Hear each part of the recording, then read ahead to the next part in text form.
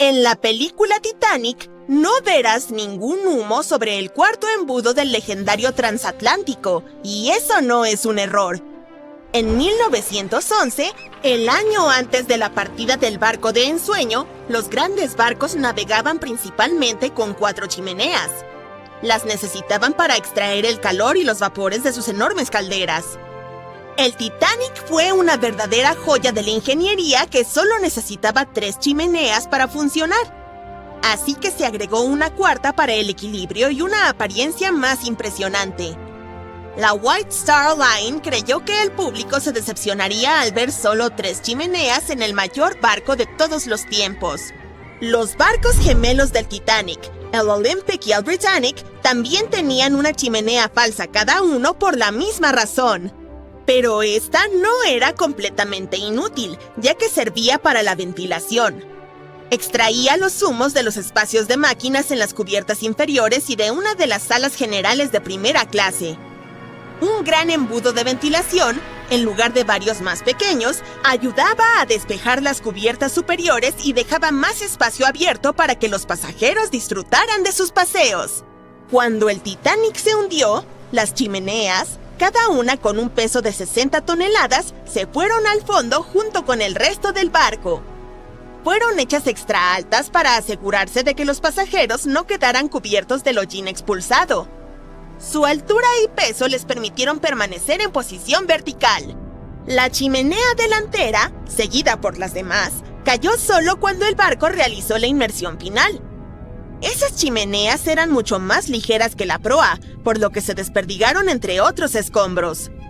El material ligero del que estaban hechas se aplanó una vez que tocó el fondo, y las bacterias que viven en el fondo se encargaron de ello más tarde. La proa del Titanic permaneció intacta al impactar con el lecho marino, pero la popa quedó completamente destrozada. Cuando el famoso transatlántico chocó con ese iceberg, las cosas se pusieron realmente complicadas. Le tomó a la futura estrella de cine 2 horas y 40 minutos sumergirse por completo. La colisión permitió que el agua inundara 6 de los 16 compartimentos estancos. Mientras ésta se precipitaba por el costado de estribor, el barco comenzó a inclinarse hacia adelante y un poco hacia la derecha. Para la medianoche, los compartimentos dañados estaban derramando agua en otros, y todo era un caos porque los compartimentos solo eran estancos horizontalmente. Pronto, el agua comenzó a inundar la embarcación a través de los agujeros de la cadena del ancla, y para las 2 de la mañana, la proa se estaba hundiendo, mientras que las hélices de la popa quedaron fuera del agua. El barco siguió inundándose hasta el momento en que la proa se sumergió y la popa se elevó a casi 45 grados. El peso de esas enormes hélices tensionó la sección media del barco. El acero simplemente no pudo soportarlo y falló. Los sobrevivientes describieron ese momento como un fuerte ruido, como el de la porcelana cuando se rompe o los engranajes cuando se caen. Esa fue la estructura superior del Titanic cediendo. Para las 12:10 de la mañana, la proa y la popa solo estaban conectadas por la estructura del fondo interno. Minutos más tarde, la proa, que pesaba alrededor de 16,000 toneladas, se desprendió de la popa. La popa se elevó bruscamente a una posición casi vertical y comenzó a hundirse con lentitud. Para las 2:20, desapareció bajo el agua. La proa descendió a unos 20 kilómetros por hora y golpeó el fondo del océano casi media hora antes que la popa. Las dos partes del Titanic ahora yacen a 610 metros de distancia entre sí, apuntando en direcciones diferentes. La proa permaneció mayormente intacta, solo cubierta de barro. Pero la popa se convirtió en un desastre enredado debido a las implosiones que sufrió durante el descenso.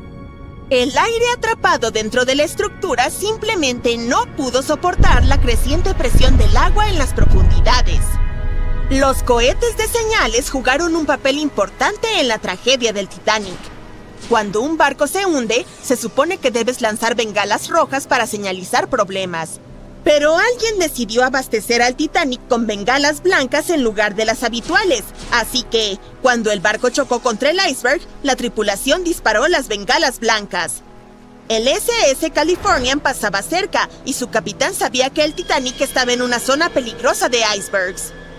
La tripulación no vio el Titanic hundiéndose, pero ciertamente vieron esos cohetes blancos. La radio entre los barcos era inútil porque el operador del Californian la había apagado. El capitán tuvo la corazonada de que algo andaba mal, así que envió una señal luminosa en código Morse al Titanic, pero no recibió respuesta porque este ya se había hundido. Había otro barco, el Samson, navegando junto al Titanic. A bordo llevaban mucha carne de foca congelada y cazada ilegalmente en aguas canadienses. Por ello, navegaba con las luces apagadas para no ser detectado. Cuando vieron los cohetes blancos del Titanic, pensaron que era la guardia costera y se alejaron rápidamente. El Samson no tenía radio, así que no pudieron enterarse del desastre en curso. La tripulación recibió la noticia sobre el Titanic solo cuando llegaron a la costa de Islandia el mes siguiente. Ha habido muchas teorías para explicar la tragedia del Titanic, y una de las más recientes dice que hubo un incendio involucrado. Un periodista irlandés, Sinan Moloney, se puso en plan detective. Durante décadas investigó el misterio y dio con un descubrimiento revolucionario. Encontró un álbum de fotos que había estado oculto al público durante un siglo tras la tragedia. En las imágenes tomadas en el astillero Harland & Wolff en Belfast, Irlanda del Norte, apenas una semana antes de que el transatlántico zarpara, se puede ver claramente una enorme mancha negra de 9 metros en el casco del barco. Moloney investigó las fotos y los testimonios de testigos presenciales de la época y afirmó que un incendio se desató espontáneamente dentro de uno de los enormes depósitos de carbón del Titanic. Ardió durante 3 semanas enteras y afectó al metal, debilitando críticamente un segmento crucial del casco del barco. En ese entonces, la mayoría de los barcos tenían solo un casco, por lo que era la única protección del Titanic. Por eso, el iceberg logró hacer un agujero en la embarcación con tanta facilidad. Si no hubiera sido por el incendio, puede que el Titanic hubiera resistido el impacto del iceberg. La empresa que operaba el transatlántico sabía sobre la situación, pero decidió ocultar ese hecho. No querían ninguna historia negativa en la prensa, ya que enfrentaban una competencia seria en los viajes transatlánticos. Los boletos del Titanic se habían agotado, así que se abastecieron de carbón y lo hicieron zarpar. La Luna también podría haber jugado un papel en el hundimiento. Nuestro satélite afecta en gran medida las mareas en la Tierra. Cuanto más cerca está de nuestro planeta, más fuertes son las mareas debido al aumento de la gravedad de la Luna. En 1912, la Luna estaba tan cerca que hizo que varios glaciares en Groenlandia se separaran. Cuando se construyó, el Titanic era uno de los barcos de pasajeros más grandes y lujosos, con características de clase alta como una gran escalera, una piscina y un gimnasio. La gente pensaba que era insumergible debido a sus dispositivos de seguridad avanzados, pero su trágico hundimiento en su viaje inaugural en 1912 demostró que no era así en absoluto. No fue hasta 1985 que finalmente se redescubrieron sus restos utilizando tecnología de sonar de última generación. Desde que se recuperaron miles de artículos del Titanic, muchos de ellos se exhibieron o se subastaron. Cosas como joyas, un chaleco salvavidas, un menú del restaurante del barco e incluso un cuadrado de muestra de la alfombra de camarote de primera clase han desconcertado al público y contado historias de las muchas personas a bordo. Científicos incluso han tratado de idear estrategias para hacer que el Titanic vuelva a la superficie. Y no porque quieran exhibirlo, sino para que pueda ser debidamente estudiado. Y lo que es más importante, para evitar que se dañe cada vez más en el fondo del océano. Algunos han sugerido llenar los restos del naufragio con pelotas de ping-pong para hacerlo flotar, mientras que otros incluso consideraron inyectarle 180,000 toneladas de vaselina. Se propuso otra solución creativa, usar una garra o pala gigante para levantarlo. Sin embargo, a nadie se le ocurrió este dispositivo. También se consideró el uso de 500,000 de toneladas de nitrógeno líquido para atraparlo en un iceberg que flotaría hacia la superficie. Pero todas estas estrategias potenciales tuvieron que ser abandonadas ya que el Titanic es demasiado frágil para recuperarlo. A medida que las icónicas barandillas de proa del Titanic están en peligro de colapsar, las bacterias que comen metales continúan masticando los restos del transatlántico. Una empresa de exploración submarina planea recopilar datos sobre el deterioro de la embarcación en expediciones anuales. Esperan que esto ayude a aprender más sobre el Titanic y también más sobre el ecosistema que crean los naufragios. El transatlántico de más de 100 años también está siendo dañado por las corrientes de aguas profundas a diario. Algunos expertos pronostican que el barco podría desaparecer en unas pocas décadas debido a los agujeros en su casco. La cubierta en la que se amontonaban los pasajeros cuando el barco se hundió se derrumbó. El gimnasio cerca de la gran escalera también pereció. Y una expedición de 2019 descubrió que la bañera del capitán, que se hizo visible después de que se derrumbó la pared exterior de la cabina del capitán, ya no está ahí. Esas expediciones anuales también recopilan datos sobre las criaturas que viven en el sitio, incluidos cangrejos y corales. Sorprendentemente, muchas especies solo han sido vistas allí en el naufragio del Titanic, por lo que los científicos sienten curiosidad por saber más sobre ellas. La más famosa de todas estas es la Alomonas titanicae, una bacteria que fue descubierta en los restos del Titanic.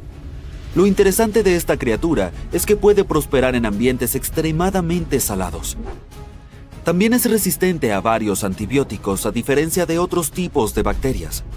Probablemente ella sea la culpable de que el casco de hierro del barco se haya deteriorado tan rápido. La expedición también observará el campo de escombros y sus artefactos. En el sitio también hay rastros de pequeños artículos personales como ropa y equipaje. Una de las historias más interesantes sobre los artículos del Titanic es la de los zapatos de los pasajeros. La mayoría de los artículos del barco que se perdieron en el mar se deterioraron o desaparecieron por completo. Pero no los zapatos. Parecen ser capaces de resistir las condiciones más duras. Además, la piel de la mayoría de ellos estaba bien conservada. Probablemente debido al tanino, una sustancia utilizada en el proceso de curtido del cuero. Esta podría haber ayudado a los zapatos a resistir las bacterias dañinas que se encuentran bajo el agua. Toda esta exploración podría haberlos emocionado a todos. Si ese es el caso, tengo buenas noticias para compartir. Incluso podrías unirte a las expediciones. Para explorar personalmente el Titanic, debes planificar todo con anticipación y postularte para ser un especialista de misión con OceanGate, la compañía responsable del viaje. Sin embargo, esto tiene un alto precio de $250,000. A pesar del costo, esta experiencia única en la vida tiene una gran demanda debido a los lugares limitados disponibles. Si puedes permitirte la exploración, tendrás la oportunidad de colaborar con reconocidos especialistas en biología marina, oceanografía, el Titanic, el ADN y las profundidades del océano. También se incluyen alojamiento y comidas en la embarcación de apoyo al buceo, así como capacitación y orientación de especialistas antes y durante la misión. Por último, ni siquiera necesitas llevar tu propio equipo, ya que también está incluido. Claro, los barcos han evolucionado y se han modernizado a lo largo de los años y en estos días tenemos tecnología que es mucho mejor que la disponible en el Titanic. Pero este sigue siendo una pieza asombrosa de la historia debido a sus muchas características inusuales. Como el hecho de que el silbato del Titanic fue lo suficientemente fuerte como para ser escuchado a más de 17 kilómetros de distancia. O el hecho de que el casco del barco estuviera pintado con una mezcla especial de plomo rojo y aceite de linaza, que se creía que era eficaz para prevenir el crecimiento de algas y otros organismos marinos. Sin embargo, a pesar de la creencia popular, la icónica cuarta chimenea del barco no era funcional y solo se usaba para ventilación y estética. Probablemente uno de sus mayores defectos fue la cantidad de botes salvavidas. A pesar de su tamaño y lujo, el Titanic solo llevaba a bordo 20 botes, que no fueron suficientes para salvar a todos sus pasajeros y tripulantes. Puede que el Titanic sea el naufragio más famoso, pero no es el único. La flota de Kublai Khan vivió una historia similar. Esta fue una gran fuerza naval encargada por el gobernante mongol Kublai Khan en el siglo XIII. La flota tenía la intención de viajar a Japón y establecer a los mongoles como gobernantes poderosos en la región. Sin embargo, en 1281, esta supuestamente se vio atrapada por el mal tiempo y sufrió graves daños y muchos barcos fueron destruidos. Cuenta la leyenda que la flota fue derribada por un enorme tifón que llegó a conocerse como el kamikaze o viento divino. Se creía que esta fuerte tormenta había sido enviada por los espíritus superiores para proteger a Japón de los mongoles. La verdad sobre su desaparición sigue siendo un misterio hasta el día de hoy. Sin embargo, los restos de la flota o partes de ella parecen haber sido descubiertos en la década de 1980 por arqueólogos asiáticos. Excavaron en el sitio y estudiaron los restos de los barcos en un lugar cerca de la bahía de Imari. El naufragio se consideraba hasta el día de hoy un importante descubrimiento arqueológico. Esto se debe a que nos informó cuán bien preparados estaban los mongoles en ese momento en términos de sus barcos. Otra historia trágica es la del RMS Empress of Ireland. Este fue un barco de pasajeros británico que operó hasta mayo de 1914.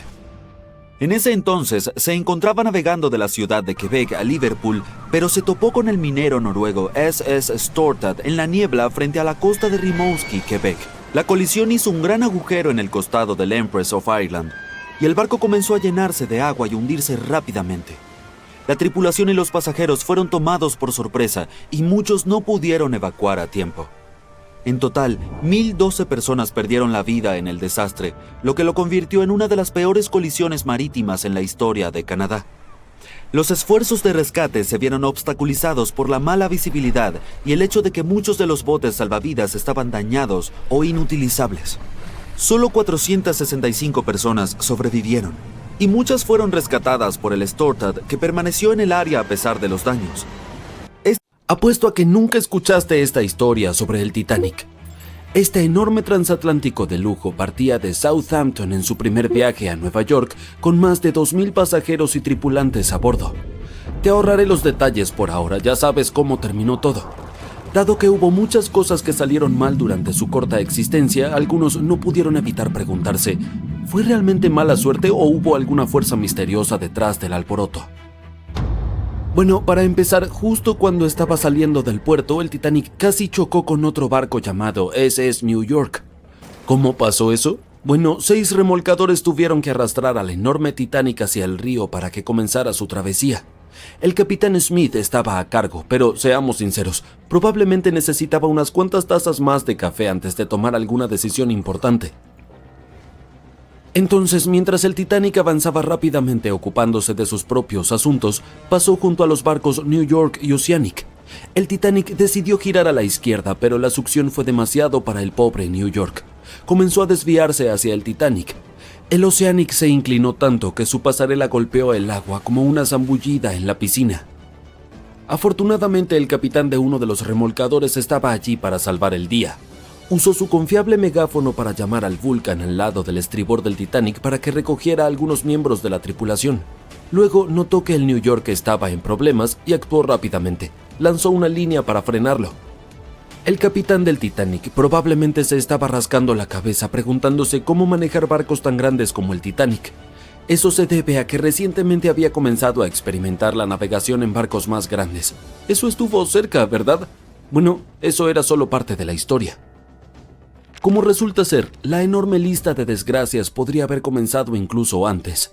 Otra teoría sugiere que durante los días de construcción del barco en Irlanda del Norte se desató un incendio en los depósitos de carbón. Vaya comienzo complicado.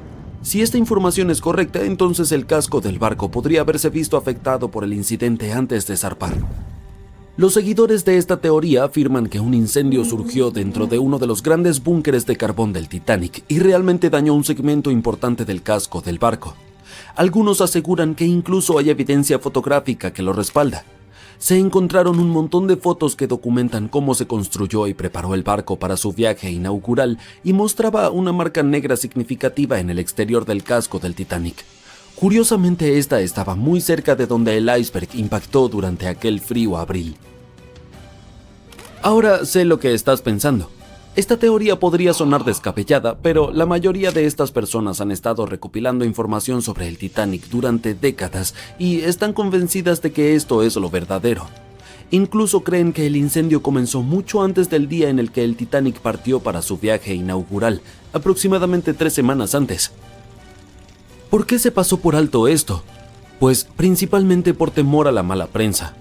Además, debido a todo el alboroto creado en torno a el barco insumergible, era importante que se mantuviera el calendario inicial. Por supuesto, no todos están convencidos por esta nueva teoría. Algunas personas piensan que es solo otra idea loca para añadir a la larga lista de teorías sensacionalistas del Titanic.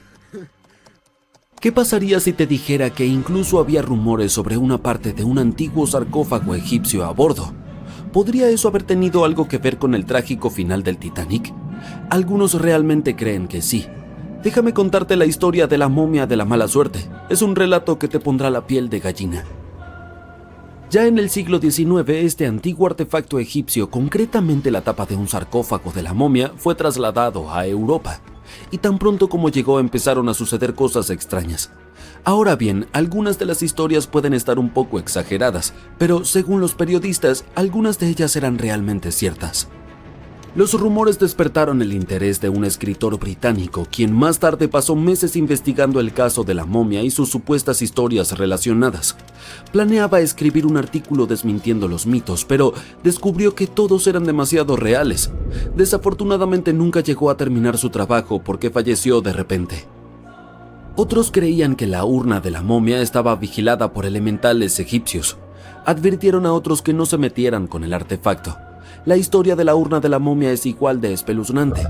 Fue encontrada en Egipto y vendida a una persona convenientemente llamada Señor W en una fiesta organizada por una conocida dama inglesa.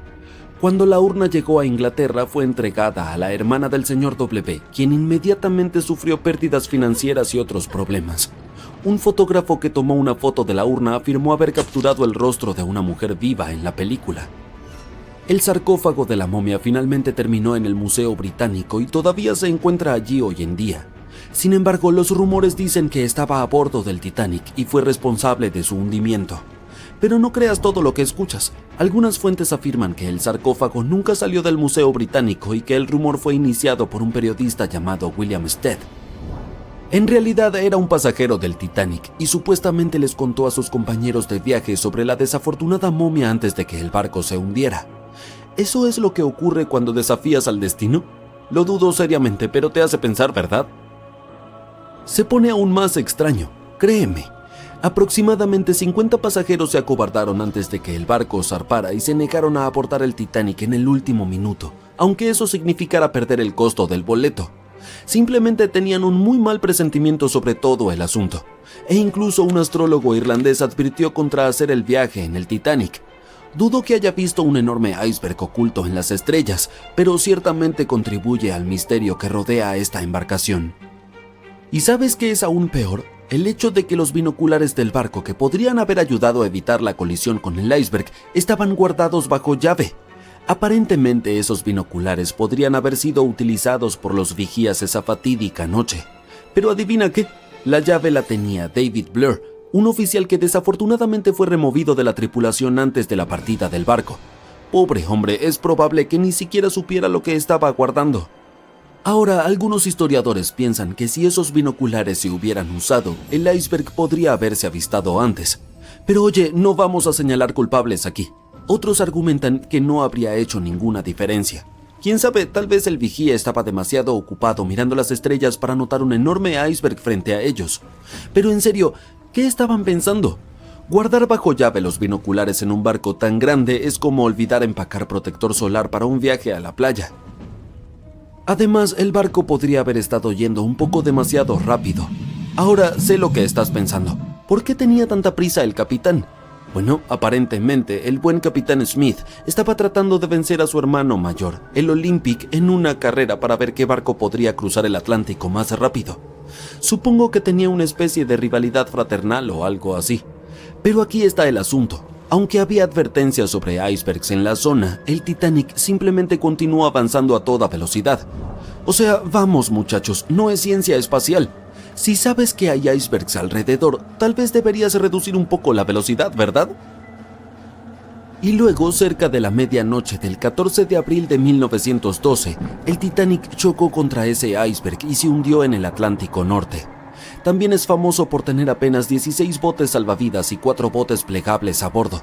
No es de extrañar que acabara siendo uno de los peores desastres marítimos de la historia moderna. Después de todo el suceso, la gente empezó a creer en la vida más allá del velo y contactó con médiums esperando recibir señales de aquellos que habían perdido en el mar. No puedo culparlos, aunque no hay ninguna historia verificada de alguien que haya logrado contactar a un pasajero del Titanic desde el más allá. El insumergible Titanic no se hundió de forma pacífica, lo que hizo más difícil encontrar su lugar de descanso final. El mundialmente famoso RMS Titanic pereció en 1912, pero fue descubierto apenas en 1985 en una misión secreta. Aunque la gente a principios de los años 1900 tenía la ubicación aproximada de dónde estaba el Titanic, no contaban con la tecnología adecuada para encontrarlo. Al hundirse, el barco envió varias señales CQD, que significaban «vengan rápido, estamos en peligro», a un barco cercano llamado Carpathia. «Vengan de inmediato, hemos chocado contra un iceberg, es un CQD, amigo», fueron algunas de las últimas palabras transmitidas desde el telégrafo Marconi en el barco. Estos mensajes código Morse también hicieron posible las primeras misiones de investigación al naufragio. El RMS Carpathia encontró los botes salvavidas llenos de los sobrevivientes del Titanic. Pero el mundo también deseaba con desesperación descubrir qué había pasado con el famoso transatlántico. La llamada de auxilio se realizó 2 horas antes de que todo el barco se hundiera. Un poco más de media hora después de que el último bote salvavidas dejara la embarcación, la proa se sumergió por completo. La popa estaba elevada al cielo y el centro se estaba desintegrando. La proa golpeó el fondo del océano con tanta fuerza que dejó marcas que aún están allí hoy. No se hundió suavemente bajo las olas como nos hizo creer la película de James Cameron. Por eso los investigadores siguen encontrando ollas, sartenes y zapatos esparcidos por todo el fondo del océano. Las familias de las personas más ricas a bordo del barco, como los Astor y los Guggenheim, querían financiar una misión para sacar al Titanic de las profundidades, pero se enfrentaron a la total falta de tecnología para hacer algo tan simple como localizar el barco. Avancemos hasta 1953, cuando se realizó el primer intento serio de encontrar los restos del Titanic. Un hombre llamado Risdon Beasley intentó usar un dispositivo sonoro eruptivo para localizar el barco. Suena extraño, pero hay ciencia que lo respalda. Cuando la dinamita explota, las ondas de la detonación impactan el fondo marino.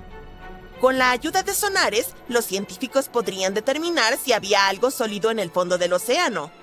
Lamentablemente, Beasley no tuvo suerte. Pasarían otros 20 años antes de que el oceanógrafo Robert Ballard intentara localizar el Titanic. Él tuvo un poco más de suerte que Beasley. En los años anteriores, la tecnología submarina había recibido más financiación y, por lo tanto, funcionaba mucho mejor. Lo intentó por primera vez en 1977. Ballard se asoció con la institución oceanográfica Woods Hole en una misión para mapear el fondo del océano. Aunque la institución lo contrató para probar su nueva tecnología de mapeo, la intención de Ballard era ir un poco más allá y encontrar los restos del Titanic. En el centro de esta nueva nave tecnológica había un agujero que permitía que un tubo largo se extendiera hasta el agua justo por encima del lecho oceánico. En el extremo de este tubo, Ballard instaló un dispositivo con sonares y cámaras. Ellos pensaban que estaban a punto de hacer algo grande, así que llevaron el barco al mar para realizar algunas pruebas. Fue entonces cuando, en una vuelta de prueba, la adversidad los golpeó. El tubo de perforación se rompió, lo que envió todo su costoso material al fondo del océano, tal como el Titanic. Cuando Ballard falló, otro personaje importante entró en esta historia. Un hombre llamado Jack Grimm, un excéntrico magnate del petróleo. Grimm se había hecho famoso por intentar encontrar cosas como el Arca de Noé, el monstruo del lago Ness y Pie Grande. También intentó demostrar la teoría de la Tierra hueca, que sostiene que el interior de nuestro planeta es completamente hueco y alberga ciudades y naciones subterráneas. Su búsqueda consistía en intentar encontrar un gran agujero en el Polo Norte y así aventurarse dentro de la Tierra hueca. Después de que sus intentos fracasaran, fijó su atención en el transatlántico de lujo que se había hundido, el RMS Titanic. Grimm tenía el dinero, pero no el conocimiento. Así que, como multimillonario, hizo una gran donación a la Universidad de Columbia y pidió a cambio poder utilizar algunos de sus equipos. Contrató a un grupo de científicos altamente calificados para que lo ayudaran a operar la máquina. Aquí es donde todo se pone un poco extraño. Jack Grimm creía en el folclore y en formas no convencionales de hacer las cosas. Así que llevó a un mono a bordo y sorprendió al equipo de investigación. Este mono, llamado Titán, supuestamente señalaba un mapa y localizaba cosas perdidas. En este caso, el Titanic. Los científicos se volvieron locos cuando el espécimen apareció y le dijeron a Grimm que debía elegir entre ellos o el mono. Esta expedición partió de Florida, sin el Titán. No habría travesuras. Establecieron el rumbo hacia la ubicación exacta de la última señal de socorro del Titanic. Llegaron y examinaron cada centímetro del lecho marino, pero aún así no encontraron nada. Esto los llevó a desarrollar una nueva teoría importante.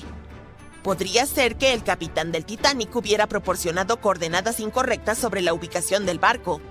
No es difícil de creer, ya que los botes salvavidas fueron encontrados lejos de las coordenadas de la señal de socorro del Titanic. Lo que pudo haber sucedido es que el capitán del barco olvidó tener en cuenta el cambio de zona horaria durante su viaje. Es comprensible para alguien bajo tanto estrés, ¿verdad? La primera expedición de Grimm duró 3 semanas, pero, desafortunadamente, no encontraron nada. Intentaron un método de búsqueda particularmente bueno conocido como cortando el césped, donde imitaron tales movimientos para mapear cada centímetro de un área más grande alrededor de las coordenadas de emergencia del Titanic. Las razones del fracaso fueron defectos importantes en el equipo y un clima terrible. Fue entonces cuando ese buscador previo del Titanic perdido regresó a la escena, Robert Ballard. No tenía los millones que tenía Jack Grimm, pero sí contaba con algo a su favor. El geólogo marino estaba trabajando estrechamente con la Marina de los Estados Unidos para localizar 2 submarinos nucleares que se habían hundido en la década de los 60. El mismo Ballard dijo que había estado viviendo 2 vidas, una como investigador y otra como oficial de inteligencia naval. El acuerdo era sencillo. Tendría luz verde para buscar el Titanic después de haber encontrado los 2 submarinos desaparecidos. Para hallar el Treasure y el Scorpion, había utilizado un vehículo submarino no tripulado llamado Argo. Argo era como un pequeño trineo de nieve. Estaba conectado a un barco más grande que navegaba por encima del agua. Argo estaba unido a la embarcación por un largo cable y era pilotado por un equipo a bordo. El trineo tenía sonares y cámaras que proporcionaban imágenes. It was 11:39 at night when the Titanic's lookout shouted, "Iceberg, right ahead!" Swift action on the bridge to reduce speed and change the ship's course didn't help, and you already know how the story ends. Since then, we've regarded what happened to Titanic as a once-in-a-lifetime event. Is it though? The Titanic sank in 1912. Forget about fancy GPSs or weather satellites. At the time, ships were responsible for warning each other about the location of icebergs, like a, "Hey man, trust me on this" situation. Then the Titanic disaster happened. To call it a disaster is an understatement, so specialists felt the need to form an organization to avoid this kind of accident happening again. That's why, a year later, they created the International Ice Patrol, or IIP for short. Up to this day, this group has been responsible for giving ships advanced warnings about ice threats. IIP improved their methods over the years, from ship reports and aircraft patrols to satellite images. Recently, they've also been using oceanographic buoys, floating devices providing real-time information about ocean conditions up to 164 feet below the surface to predict the potential drift of icebergs. Luckily, IIP is doing an excellent job in reducing ship iceberg collisions. But don't get too comfortable, because even the most advanced detection equipment can't entirely avoid an unfortunate situation. Between 1980 and 2005, there were 57 incidents involving vessels and icebergs.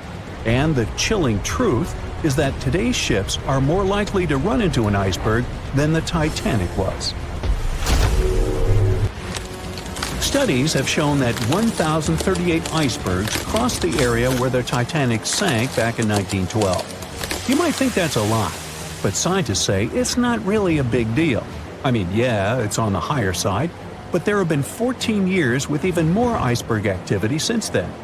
Nowadays, the number of icebergs is going up due to the accelerated melting of Greenland's glaciers. And since more ships are heading into polar waters, the chances of ships bumping into icebergs are higher. But the real danger for captains is invisible enemies, called growlers and bergy bits. Growlers are these small icebergs that can be the size of a regular door. And bergy bits are also considered small, measuring around the size of a school bus. These icebergs might seem harmless, but they're actually tricky since they can be completely invisible to radars or satellites. Let's see what happens when a modern cruise ship as big as the Titanic hits one of these small icebergs. Meet the Norwegian Sun, a luxurious cruise ship like Titanic, as it has the capacity to accommodate 2,400 passengers and more than 900 crew members. On July 2022, this cruise ship was on its way to Hubbard Glacier in Alaska when it found itself in the middle of a dense fog. Suddenly, passengers felt an impact and were terrified as the ship experienced a severe jolt. The fog immediately cleared and they realized what had happened. The Norwegian Sun had collided with an iceberg of the growler type. But the outcome was entirely different from Titanic. Thankfully, there were no injuries, and both the passengers and staff reached the Alaskan docks safely. Expert divers checked the condition of the boat, and they discovered that the ship had suffered some damage after the collision, so the rest of the trip was canceled. Now don't stress about packing for your next trip across the Atlantic, because accidents like the one with the Norwegian Sun are really rare. I mean, it's common for ships to encounter ice, but what's unusual is for it to be a problem. Most modern cruise ships wouldn't get physically damaged by an iceberg, and there's a reason for that. You see, the steel used in the Titanic also played a significant role in the disaster. The unsinkable ship, after all, was not so impact-resistant. Back then, the Titanic's hull was constructed using around 2,000 steel plates, which are believed to have been produced in an open hearth furnace. As a result, the steel contained a high concentration of phosphorus, oxygen, and sulfur. High levels of these elements make steel brittle at low temperatures, causing it to fail upon impact. While the steel used on the Titanic was of the highest quality available at the time, it wouldn't meet the safety standards of modern ships, and it was approximately 10 times less safe than what today's vessels use. But the most significant difference between the design of the Titanic and a modern ship lies in how the hull is put together. You see, the Titanic was built using over 3 million rivets for its hull and upper deck structure. So, when it struck the iceberg, the rivets started a chain reaction, causing the entire section of the hull to collapse simultaneously, causing an uncontrollable flood of water. In contrast, modern ships use a method called submerged arc welding, which fuses the edges of metal pieces together, creating a strong and continuous bond. This is safer because if any part of the ship gets damaged, the tear doesn't spread, making things worse. The damage remains contained within that section. Okay, so small icebergs are becoming more common, and vessels have been adapted to deal with them. But there's still one more scenario to consider. What if a huge cruise ship hit an iceberg the size of a 5-story building? Imagine we've just created the world's largest cruise ship on the planet. Let's call it the Bright Seaside. Our floating resort is massive, 4 times the size of the Statue of Liberty. It's longer than the Titanic by 318 feet and carries about 3 times more passengers and crew. And just like the Titanic, our fictional ship can cruise at a top speed of around 23 knots. Now, picture this scenario. The Bright Seaside is cruising at full speed in freezing waters. It's the middle of the night, and the captain doesn't realize that all the iceberg detecting equipment on board isn't functioning. It stopped working 3 days ago. It's very foggy out there, and the lookout also fails to spot a 45-foot tall iceberg. If that whole situation played out, and the ship smacked into the iceberg head-on, well, it could potentially lead to a sinking. But you can see how unlikely that is, right? That's why experts are quite confident in saying that ice isn't likely to sink modern cruise ships. It's also worth mentioning that safety measures have improved a lot since Titanic. A modern large vessel can take days to sink, which provides enough time to keep everyone safe. Crews are definitely better prepared to handle evacuation procedures, and passengers should also go through safety training before cruising. I know, it is annoying to do that when all you want to do is drink a lemonade or some other beverage by the pool. But, all these safety tips are what saved the MS Explorer from becoming a modern Titanic. You see, back in 2007, all 154 people on board this Antarctic cruise ship managed to get into lifeboats after the ship hit an iceberg. Now, imagine their panic as they waited for help for 4 hours. The crew did an excellent job in keeping everybody safe, no doubt. But a report that came out 2 years later said that the MS Explorer accident had happened because of the inexperience of the captain, who had pushed the ship too fast into a wall of ice in the freezing waters of Antarctica. That means that no matter how much tech a ship's got or how fancy its materials are, if you've got a careless captain and a crew that doesn't know how to handle an iceberg hit, yep, a disaster similar to Titanic could happen again. But hey, you shouldn't stress over it. Trust the professionals and keep in mind the odds. In the last 30 years, the MS Explorer was the only cruise ship that sank thanks to an iceberg, and everyone survived. So kick back and enjoy your sea vacation. Todos lloramos al ver la desgarradora despedida de Jack y Rose en Titanic. ¡Uy, spoiler! Lo siento, pero las historias reales del hundimiento del famoso barco no fueron menos conmovedoras. Joseph LaRoche nació en 1886 en Haití, en el seno de una familia acomodada. Creció sin papá, pero su madre era una mujer que se había hecho a sí misma y una respetada comerciante. Su tío era la cabeza de su país. Joseph hablaba con fluidez francés, criollo haitiano e inglés. A los 15 años, Joseph se dio cuenta de que quería ser ingeniero, pero no había escuelas de ingeniería en Haití, así que se trasladó a Francia para formarse. El viaje tardó la friolera de 83 días. Todavía en sus años de alumnos, Joseph conoció a Juliette en un suburbio de París a través de un mentor. Pronto se hicieron amigos y luego en algo mucho más grande. La pareja decidió casarse. Solo había un problema. Joseph no había podido encontrar un trabajo cualificado y bien pagado, ni siquiera después de haber terminado sus estudios, debido a la discriminación racial. Pero el inteligente joven se dio cuenta de que podía hacerlo mejor. Además, necesitaba mantener a su creciente familia. Su tercer niño estaba en camino. En Haití, su tío le prometió que lo ayudaría a encontrar empleo como profesor de matemáticas. Su madre estaba encantada de que su hijo y su familia pudieran vivir en Haití.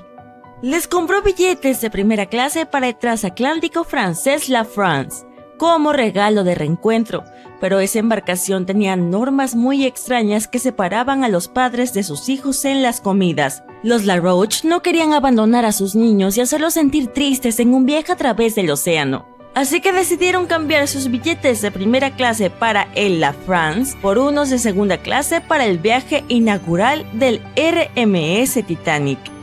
Este estaba de moda y en él no se separaba a las familias, así que les pareció un buen negocio.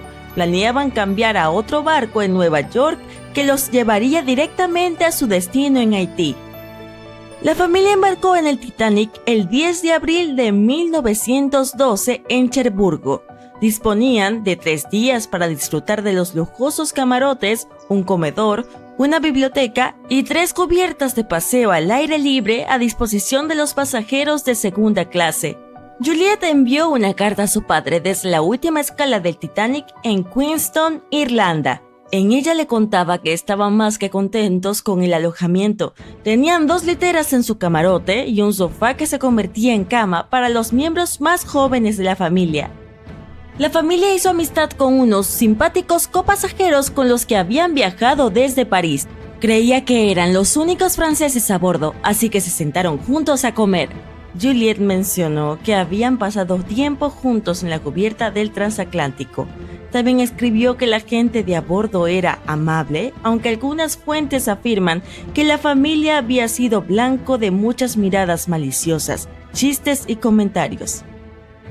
La noche del 14 de abril, su emocionante viaje llegó a un abrupto final. A pesar de que los operadores inalámbricos del Titanic habían recibido advertencias de buques cercanos sobre la presencia de hielo a la deriva, el transatlántico siguió avanzando a toda máquina. Eran alrededor de las 11:40 de la noche cuando el casco del Titanic chocó con un iceberg a unos 595 kilómetros de la costa de Terranova. La embarcación, prácticamente insumergible, estaba muy mal equipada con botes salvavidas, suficientes solo para la mitad de sus 2.200 pasajeros. El barco más cercano que podía rescatarlos, el Carpathia, estaba demasiado lejos para prestar ayuda.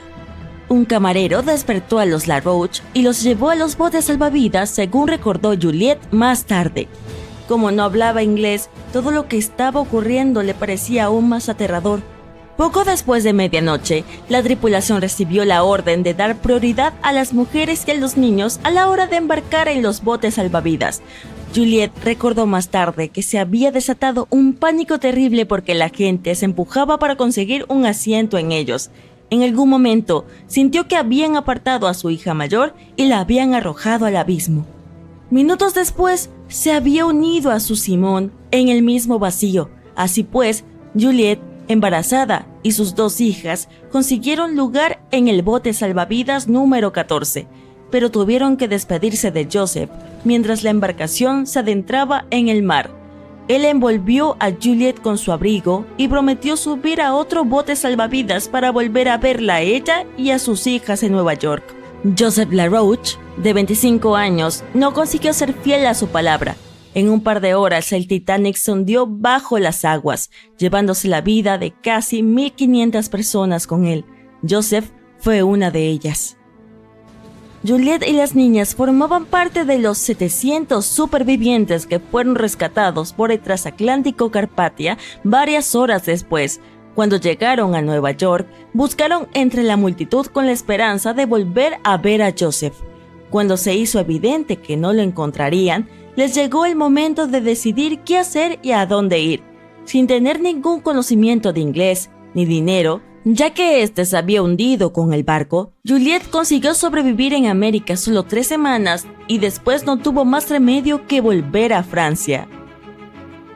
El tío de Joseph ya no pudo ayudarlas, pero otros habían acabado con su vida 4 meses después de la tragedia del Titanic. En diciembre de 1912, Juliette dio a luz a un hijo al que llamó Joseph en honor a su padre. Durante el resto de su vida, no pudo superar la pérdida de su amado esposo. Por eso no le gustaba hablar de lo que había ocurrido en el Titanic. Incluso les dijo a sus hijos que no lo mencionaran. En 1995, un miembro de la Sociedad Histórica del Titanic entrevistó a Louise. Era la última niña, LaRoche, que quedaba y la última superviviente francesa del hundimiento. Y fue entonces cuando el mundo conoció esta desgarradora historia, la cual inspiró algunas obras de teatro y artículos. Sin embargo, nunca recibió la misma atención que las anécdotas de otros pasajeros. Probablemente recuerdes a la pareja de ancianos que se hunden juntos en su cama en la película Titanic.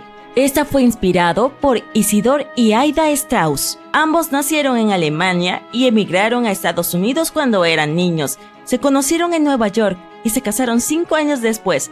Isidor montó con su hermano un negocio de loza y porcelana que creció hasta convertirse en el departamento de cristalería de Macy's y los hizo multimillonarios. Él y Aida eran muy conocidos en Nueva York no solo por su riqueza y caridad, sino también por su amor y devoción mutuos.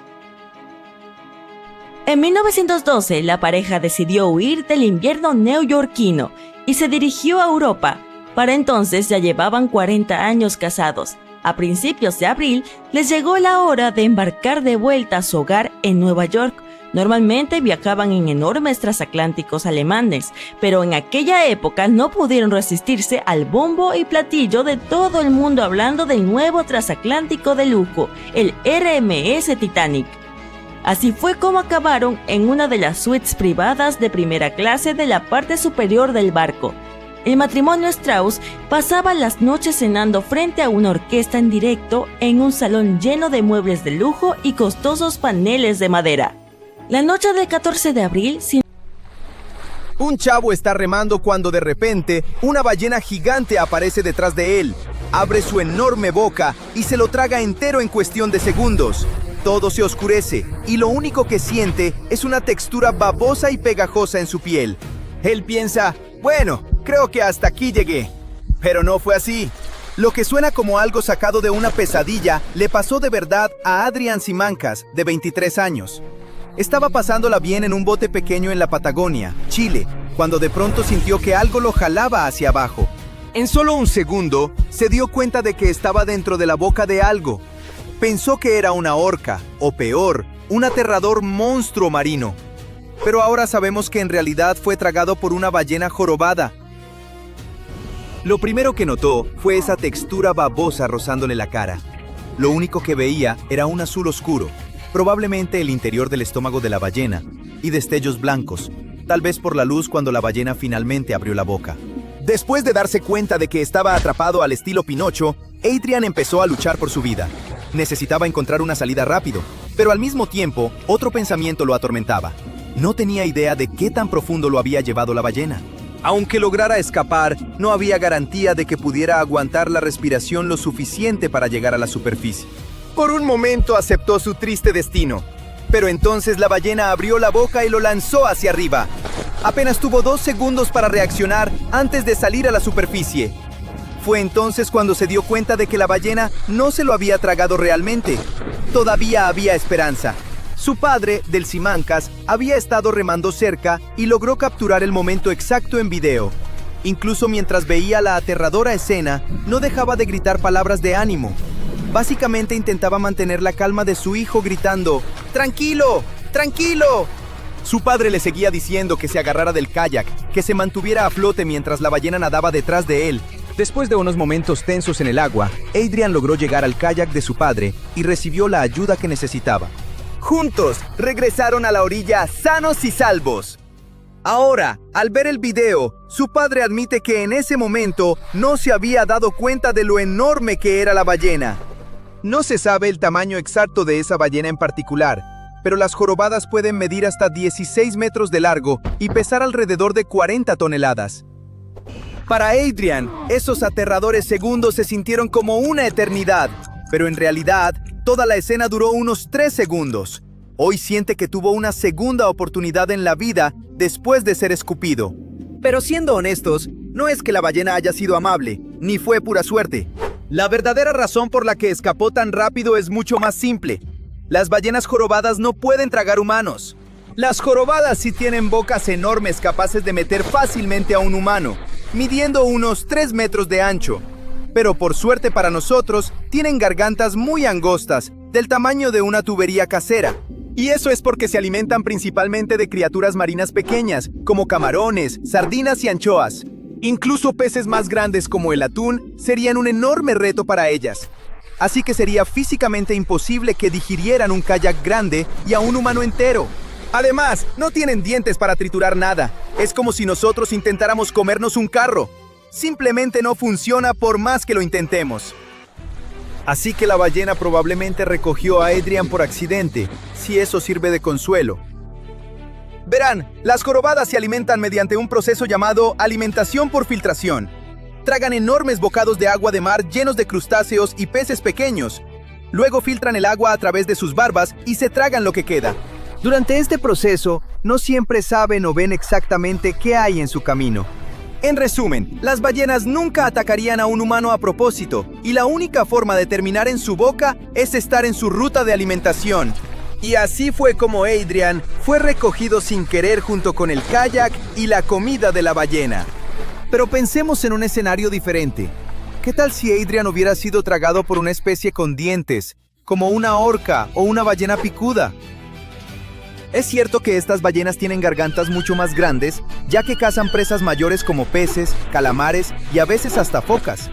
Pero aún así, su esófago no es lo suficientemente grande para tragar a un humano entero. De hecho, De las 90 especies de ballenas conocidas en la Tierra, los cachalotes son los únicos con gargantas lo suficientemente grandes para técnicamente tragar a un humano. Estos mamíferos de unos 20 metros de largo tienen sistemas digestivos grandes que les permiten alimentarse de presas mayores, como el calamar gigante. De hecho, ya se ha encontrado un calamar colosal, una especie que puede medir hasta 14 metros dentro del estómago de un cachalote.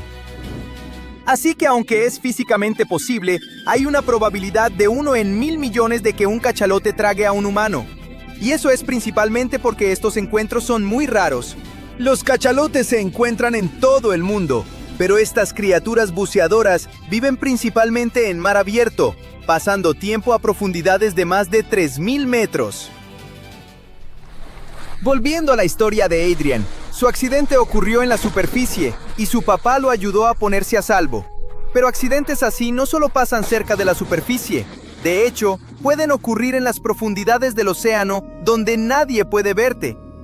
En 2021, un pescador de langostas estadounidense llamado Michael Packard estaba buceando frente a Provincetown, Massachusetts, cuando de repente todo se puso negro. Podía sentir que se movía y pensó que lo había atacado uno de los grandes tiburones blancos que nadan por ahí. Pero no, él también estaba dentro de la enorme boca de una ballena jorobada y todavía traía puesto su equipo de respiración. En este caso, el terror duró mucho más, ya que estuvo atrapado unos 40 segundos antes de ser escupido. Durante ese tiempo, lo único en lo que podía pensar era en su esposa y sus 2 hijos. Entonces, de repente, fue lanzado por los aires y cayó de vuelta al agua. Solo pudo negar con la cabeza sin poder creerlo. Un compañero de tripulación sacó a Packard del agua, lo llevó rápido a la orilla y de ahí a un hospital cercano. Al final, Packard quedó todo golpeado, pero al menos estaba de una pieza. Aunque ser tragado por una ballena es increíblemente improbable, siempre es bueno estar preparado, ¿no? Así que agarra una libreta. Aquí está tu guía de supervivencia de ballenas. ¿Qué hacer si terminas dentro de una? Primero que nada, no entres en pánico. Aún hay esperanza. Recuerda que las ballenas jorobadas no pueden tragar humanos, así que no estás en peligro inmediato. El mayor riesgo que enfrentarás es que te rasguñen sus placas de barba, esas estructuras parecidas a cerdas que tienen en lugar de dientes. Si la ballena no te escupe de inmediato, intenta moverte. Agita los brazos o las piernas para que note tu presencia. Una persona no puede causar mucho daño desde adentro, así que no te preocupes por lastimar al animal o empeorar la situación. Antes de terminar, aquí van 2 últimas recomendaciones para evitar que te encuentres en una situación tan peligrosa. Primero, conoce los patrones de migración de las ballenas. Las jorobadas solo nadan por ciertas zonas en ciertas épocas del año, así que saber cuándo están en tu región puede ayudarte a mantenerte a salvo. Así que si estás en una zona conocida de ballenas, hazme caso y no vayas a remar ahí. También evita usar tablas de paddle, tablas de surf u otras embarcaciones silenciosas donde las ballenas son comunes. Ten en cuenta que los barcos de avistamiento de ballenas e investigación normalmente tienen sus motores encendidos todo el tiempo, ya que el ruido ayuda a las ballenas a detectar su presencia. Así que la próxima vez que vayas a un tour de avistamiento de ballenas, seguramente puedes relajarte y disfrutar el paseo. Y la segunda recomendación, aléjate del agua turbia. Si no puedes ver bien, lo más probable es que las ballenas tampoco te vean a ti. Si están alimentándose en esa zona y la visibilidad es baja, lo mejor es no estar cerca. Este es el famoso Gran Cañón en Arizona, una grieta gigantesca en la tierra de increíble belleza y grandeza. Ahora imagínalo decenas de millas más largo y en el fondo del océano. De hecho, no tienes que imaginarlo porque puedes verlo en la vida real. Una grieta enorme en el fondo oceánico está a unas 620 millas al oeste de Portugal. Esta misteriosa fisura se llama el Complejo de la Fosa del Rey. Es un amplio sistema de trincheras paralelas y cuencas que descienden hacia las oscuras profundidades de la corteza terrestre. Toda esta belleza impresionante se extiende por unas 310 millas. La parte más profunda del sistema se conoce como Peak Deep. Se encuentra en el extremo oriental y es uno de los lugares más profundos del Océano Atlántico. El Triángulo de las Bermudas, la Fosa de las Marianas y otros lugares envueltos en misterios, secretos y leyendas podrían quedar opacados ante el Complejo de la Fosa del Rey. No hay historias aterradoras ni registros de barcos desaparecidos aquí. Pero solo imagínalo. En el fondo del Atlántico, en aguas heladas donde casi no llega la luz, yace una enorme fisura inexplorada. ¿Qué hay allá abajo? ¿Qué criaturas podrían encontrarse? Quizás haya restos de barcos hundidos. Es poco probable que lo descubramos pronto, pues llegar ahí es extremadamente difícil por la inmensa presión. Por ahora, lo único que los científicos realmente entienden es el origen de este cañón submarino. Pero primero veamos cómo se forman estructuras similares en la superficie. El Gran Cañón, por ejemplo, fue formado por un río. Serpenteando lentamente durante millones de años, atravesó la región, arrastrando y desgastando la roca sedimentaria. Entonces la pregunta es, ¿crees que algo similar ocurrió en el fondo del Atlántico? Claro, ahí no hay ríos, pero ¿qué hay de las corrientes submarinas?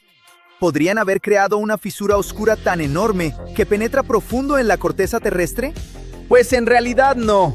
El origen del complejo de la Fosa del Rey está relacionado con el movimiento de placas tectónicas y la actividad térmica debajo de ellas.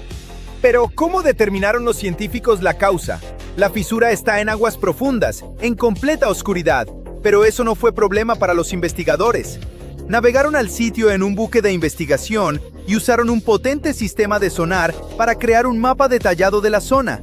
Tras obtener una imagen clara del terreno, recolectan muestras de roca volcánica de distintas partes de la fosa con una draga de cadena. Después, envían las muestras a laboratorios para análisis químico.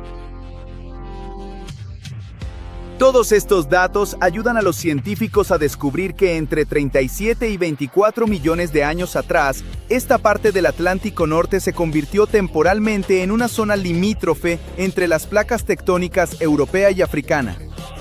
Las placas tectónicas son enormes bloques de roca que cubren la corteza terrestre como un mosaico a escala planetaria. Se mueven, chocan, se superponen y se alejan unas de otras. El complejo de la Fosa del Rey se formó durante un periodo en que la corteza terrestre se separaba por el movimiento de las placas tectónicas. Se abría de este a oeste, como un cierre gigante desabrochándose. Además, los científicos encontraron evidencia de que la corteza en esta zona fue sometida a un calentamiento intenso proveniente de las profundidades del planeta. Aunque los investigadores no saben exactamente qué ocurrió, es probable que material caliente conocido como pluma del manto ascendiera hacia la superficie. Todos estos eventos deformaron y fracturaron la corteza terrestre, dejándonos lo que podría llamarse un gran cañón submarino. ¿Pero por qué nos interesa esto? ¿De qué sirve conocer eventos de hace decenas de millones de años? Los científicos ahora entienden mejor cómo los procesos profundos del manto pueden influir en el movimiento de las placas tectónicas. Esta importante investigación también ofrece información sobre la evolución geológica del fondo del Atlántico. Todo esto ayuda a la humanidad a comprender mejor procesos similares que ocurren hoy en día. Por ejemplo, cerca de las Azores, otro sistema gigante de fosas conocido como la fisura de Terceira se está formando ahora mismo. ¿Qué pasará con esta fisura? ¿Es peligroso para las personas? Una de las razones por las que los científicos hacen estos estudios es para responder preguntas como estas. No se sabe qué secretos se esconden en esa fractura submarina. Pero volvamos a tierra firme y a nuestro querido Gran Cañón. Aunque es famoso en todo el mundo, hay cosas dentro de este cañón que podrían sorprenderte. El Gran Cañón es antiguo, pero sigue cambiando. La erosión de las rocas ocurre lentamente, pero con cada año que pasa, el cañón se hace más profundo y su forma evoluciona. Si planeas visitar el Gran Cañón, prepárate para un clima impredecible. El cañón tiene su propio clima, que puede diferir del de la región circundante. Por los cambios drásticos de elevación, las temperaturas varían constantemente. Puede nevar en el borde mientras que más abajo, la gente dentro del cañón disfruta de un sol cálido. Camina un poco más lejos y más alto, y podrías encontrarte bajo la lluvia. Baja a refugiarte, y podrías terminar rodeado de niebla. Así que planea tu ruta con cuidado y consulta los pronósticos de los servicios meteorológicos oficiales. Hay buenas y malas noticias para los arqueólogos. En el Gran Cañón se pueden encontrar fósiles antiguos de criaturas marinas de más de 1.000 millones de años. En sus cuevas hay rastros de mamíferos terrestres de hace 10.000 años. La mala noticia es que aquí no hay dinosaurios. El cañón probablemente se formó después de que esos antiguos reptiles se extinguieran. Algo que podría sorprenderte durante una caminata por el Gran Cañón es la aldea Supai, con una población de unas 200 personas. Está ubicada en la base del cañón, dentro de la reserva indígena Havasupai. Es el asentamiento más remoto en los Estados Unidos continentales y el único lugar en el país donde el correo aún se entrega por mula de carga. No hay caminos que lleven a la aldea, y si quieres visitarla, tendrás que prepararte para una caminata difícil por pendientes empinadas bajo el sol abrasador. Más allá de sus fascinantes características naturales, el Gran Cañón también tiene cosas casi fantásticas y escalofriantes, al menos según rumores y leyendas. Por ejemplo, hay una habitación de hotel conocida como la Suite de la Caverna del Gran Cañón, en lo profundo de una de sus cuevas. A una profundidad de 220 pies, los huéspedes encuentran una habitación lujosa con todas las comodidades, y según algunos relatos, algo inquietante. Algunos visitantes han reportado piedras moviéndose dentro de la habitación, sombras danzantes aterradoras, sonidos extraños y movimientos cerca de la cama donde dormían. También podrías escuchar muchas leyendas locales sobre espíritus y monstruos que habitan el cañón. Claro, son solo historias, pero algunos eventos verdaderamente trágicos han ocurrido aquí. El cañón se ha convertido en la tumba de muchas personas. Con el tiempo, alrededor de 800 personas, según registros oficiales, han fallecido aquí. Hubo accidentes, incidentes misteriosos y verdaderas tragedias. Por ejemplo, en 1956, 2 aviones chocaron en el cielo sobre el cañón, y ese estuvo lejos de ser el único caso. Así que ten cuidado cuando vengas aquí. Aléjate de los acantilados y mantente cerca de tu grupo. También existe una teoría de que civilizaciones antiguas avanzadas habitaron el Gran Cañón. Estos rumores comenzaron en 1909, cuando un periódico local publicó un gran artículo afirmando que 2 arqueólogos del Instituto Smithsoniano habían descubierto un túnel secreto lleno de artefactos egipcios y momias. ¿El Gran Cañón y el Antiguo Egipto? ¿Cómo podría ser posible considerando la enorme distancia entre ellos? Poco después de publicarse el artículo, el Instituto Smithsoniano emitió un desmentido. Ningún arqueólogo de la institución había realizado tal investigación, y mucho menos había encontrado artefactos egipcios. Muchos creen que el periódico publicó un engaño, aunque algunos sugieren que la institución ocultó deliberadamente información sobre descubrimientos secretos. En cualquier caso, la historia parece muy poco probable. Ahora, aunque ya sabes todo esto y quieres ver algo similar pero diferente, deberías viajar al Tíbet, donde se encuentra el cañón de Yarlung Sanpo. Es 2 millas más profundo y 30 millas más largo que el Gran Cañón. Ahí también verías muchas cosas fascinantes, pero es un tema demasiado amplio que merece otro video. Aunque parece totalmente viable, todavía no existe un puente que conecte Gran Bretaña con Irlanda. Hay un montón de razones que impiden a los ingenieros iniciar la construcción. Una de ellas es mucho más oscura que los presupuestos o el mal clima. Es una razón de la que casi nadie se entera, y la vamos a revelar en un momento. La primera razón por la que aún no hay un puente en una de las posiciones más lógicas es la geografía. La ruta más directa iría de Escocia a Irlanda del Norte, cruzando el Canal del Norte, el tramo más angosto entre las islas. En un mapa plano se ve factible. En la realidad, ese canal se comporta como una válvula de presión entre el Océano Atlántico y el Mar de Irlanda. Los sistemas de tormentas llegan directo del Atlántico sin casi nada que los frene. En invierno, los vientos rugen sobre el agua con fuerza suficiente para cerrar puentes importantes. Los ingenieros no pueden planear solo para días tranquilos y brisas suaves. Tienen que prepararse para la peor tormenta que podría ocurrir una vez en un siglo. Y en este tramo de agua, ese peor escenario es brutal. Olas enormes, ráfagas violentas y condiciones que ponen a prueba hasta las estructuras marinas más resistentes. Otro problema es que partes del Canal del Norte caen cientos de metros, y el lecho marino no tiene una superficie plana lista para construir. Se desploma en roca irregular, crestas afiladas y fosas profundas. Un puente de gran extensión necesita cimientos sólidos. Los equipos tendrían que perforar y anclar pilones enormes en roca dura bajo aguas turbulentas, lidiando con corrientes fuertes y ventanas de buen clima muy cortas al mismo tiempo. Las plataformas petroleras marinas sobreviven mares difíciles, pero se quedan fijas en un solo lugar y no tienen tráfico moviéndose constantemente sobre ellas. Un puente de más de 30 kilómetros con carros y trenes pasando cada minuto tendría que verse como una cadena de torres marinas enormes conectadas a lo largo de uno de los corredores marítimos más impredecibles de Europa. Luego viene el dique de Beaufort, la razón más siniestra que lleva esta idea de extremadamente difícil a casi temeraria. Esta fosa submarina profunda se encuentra entre Escocia e Irlanda del Norte. Después de los eventos dramáticos del siglo XX, las autoridades británicas arrojaron cantidades enormes de municiones sobrantes ahí, posiblemente más de 1 millón de toneladas. Cualquier equipo de construcción primero tendría que inspeccionar toda el área, mapear cada peligro y decidir si los retiran o los evitan. Un solo error podría dañar el medio ambiente o provocar una detonación. Antes de que los trabajadores pudieran colocar un solo pilar en el agua, tendrían que organizar una operación de limpieza tan enorme que sería uno de los mayores proyectos de residuos peligrosos de la historia. Ahora agrégale el dinero a la ecuación. Cuando los funcionarios hicieron cuentas, calcularon que costaría entre 272,000 millones y 455,000 millones de dólares construir un puente o un túnel aquí. Para ponerlo en perspectiva, eso rivaliza con el PIB de algunos países pequeños. Podría financiar renovaciones completas de redes ferroviarias, transformaciones de energía renovable o décadas de inversión en salud.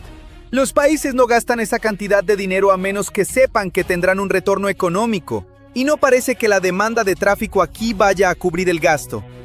El volumen de personas y mercancías que viajan entre Escocia e Irlanda del Norte simplemente no se compara con cruces como el Canal de la Mancha entre Gran Bretaña y Francia. Bueno, está bien. Olviden el puente. Pero ¿por qué no excavar un túnel? No dependen del viento, pero aquí tampoco todo es tan sencillo. Un túnel bajo el mar de Irlanda costaría casi 300,000 millones de dólares y tardaría unos 30 años en completarse. Sería mucho más largo y complejo que el Eurotúnel y se convertiría en el túnel ferroviario submarino más largo jamás construido. Los equipos perforarían bajo aguas profundas, a través de una geología compleja y bajo un lecho marino contaminado con municiones. Los ingenieros también tendrían que enfrentar un problema técnico con el ancho de vía. Gran Bretaña usa un ancho estándar de 1,43 metros, e Irlanda tiene un ancho mayor de 1,60 metros. Eso significa que los trenes de una red no pueden simplemente pasar a la otra. Un túnel ferroviario fijo necesitaría nueva infraestructura, sistemas de doble ancho de vía o grandes mejoras en ambas islas. Así que el túnel no solo conectaría dos costas, implicaría una reconstrucción ferroviaria masiva tierra adentro. Los costos se dispararían aún más. El clima seguiría causando problemas mucho después de colocar el último tornillo. Vientos cruzados poderosos barrerían un puente alto y obligarían al tráfico a detenerse sin previo aviso. El agua salada correría el acero expuesto todos los días. Los equipos tendrían que combatir la corrosión, reemplazar piezas y asegurar elementos sueltos mientras las tormentas del Atlántico golpean la estructura todo el año. Esto nunca sería algo que construyes y olvidas. Exigiría atención cada semana de su vida útil. Si piensas, pero el Eurotúnel funciona de alguna manera, recuerda que pasa bajo aguas mucho más tranquilas y evita la exposición directa al viento y las olas. El Canal del Norte no ofrece esa protección. Y al mismo tiempo, el transporte en la región ya funciona bien. Los ferries cruzan el mar de Irlanda en cuestión de horas. Las aerolíneas operan rutas frecuentes entre Belfast, Dublín, Glasgow y Londres. Puedes encontrar boletos accesibles y llegar a tu destino rápido. La red actual mueve personas y mercancías de forma eficiente. Este patrón se repite en otros lugares también. Vamos al sur, hacia el estrecho de Gibraltar, donde Europa casi toca a África. En su punto más angosto, el estrecho mide apenas unos 15 kilómetros, y eso suena tentadoramente corto. Pero las corrientes atraviesan ese hueco entre España y Marruecos con una de las fuerzas más intensas del planeta. Y como si eso no bastara, ese tramo de agua está justo sobre la unión donde la placa tectónica africana y la placa tectónica euroasiática chocan entre sí. La placa africana avanza hacia el norte cada año, solo un par de centímetros, lo cual suena inofensivo, a menos que recuerdes que los continentes pesan billones de toneladas. Cuando esas placas rozan, se traban, se tensan y luego se rompen. Ese quiebre genera terremotos, fractura el lecho marino y desplaza el fondo del océano sin aviso. Aunque los ingenieros de algún modo anclaran un puente, las corrientes golpearían la estructura día y noche, aflojando tornillos y estresando cada junta, a menos que los sobredimensionaran al extremo. Cuando ves la profundidad, el reto baja literalmente a otro nivel. Partes del estrecho se hunden cerca de 900 metros, más alto que muchos rascacielos. Cualquier columna de soporte tendría que extenderse casi medio kilómetro hacia abajo, perforada y asegurada en roca inestable del lecho marino. Los ingenieros probablemente tendrían que ensamblarlas en enormes secciones reforzadas y atornillarlas como piezas de una columna vertebral de acero. Y después de instalarlas, la estructura seguiría enfrentando terremotos capaces de romper soportes rígidos como si fueran ramitas secas. Además, el estrecho funciona como una enorme válvula respiratoria entre el Océano Atlántico y el Mar Mediterráneo. El agua que entra del Atlántico tiene menor salinidad, y el agua del Mediterráneo contiene más sal y por lo tanto pesa más. Ese intercambio de dos capas genera una mezcla vertical poderosa, remolinos y zonas turbulentas que parecen tormentas submarinas. Toda esa turbulencia eleva nutrientes desde las profundidades y alimenta al fitoplancton. Explosionar, perforar o arrojar materiales de construcción en ese ambiente dañaría al fitoplancton y a toda la cadena alimenticia marina. Por todo eso, un túnel aquí suena como una alternativa más inteligente. Los ingenieros invirtieron unas 2 décadas en investigación y planeación, y ahora se supone que la construcción comenzará alrededor de 2030, con unos 10 años de trabajo antes de que los trenes puedan circular bajo el estrecho. Aún así, los constructores lucharán contra la presión, el calor, la densidad de la roca y la realidad constante de que 2 continentes siguen acercándose centímetro a centímetro bajo sus pies. Se supone que el túnel descenderá a más de 300 metros bajo el nivel del mar en su punto más profundo. Se extendería cerca de 40 kilómetros, con unos 27 pasando directamente bajo el lecho marino. Si funciona, trenes de alta velocidad podrían llevar pasajeros y carga de España a Marruecos en unos 30 minutos. Y eso no es solo comodidad, es una reconfiguración de rutas comerciales, flujo laboral, turismo y peso económico entre continentes. Más de 12 millones de personas podrían viajar por esa ruta cada año. Así que el túnel realmente cambiará la vida de muchos.